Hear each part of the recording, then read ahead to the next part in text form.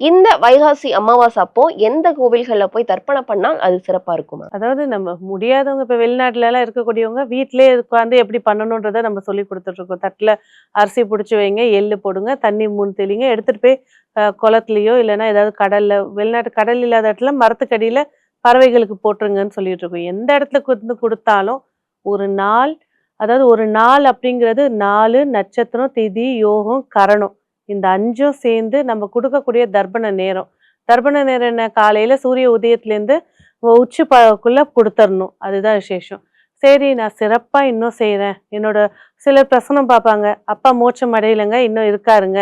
நீங்க என்னதான் தர்ப்பணம் குடுத்தாலும் அதுக்கு ஆக மாட்டேங்குது. அப்படின்னா, ராமேஸ்வரம் தான் அதோட ஸ்தலம். ஏன்னா ராமபிரானே தன்னுடைய தந்தை இறந்த செய்தி கேட்டான தசரதனுக்காக அங்க லிங்கத்தை எழுப்பி தர்ப்பணம் குடுத்த ஸ்தலம் அது. அப்ப அந்த இடத்துல போய் பித்ரு தோஷத்துக்கு அங்க வழிபாடுகள் செய்யும்போது, அவரு செஞ்ச அதுக்கு ஏர்வை ஆயிடுத்துன்னு ப்ரூஃப் இருக்கு. அப்ப அங்க போய் பண்ணும்போது, இன்னும் சிறப்புகள ஏற்படுத்தி குடுக்கும்.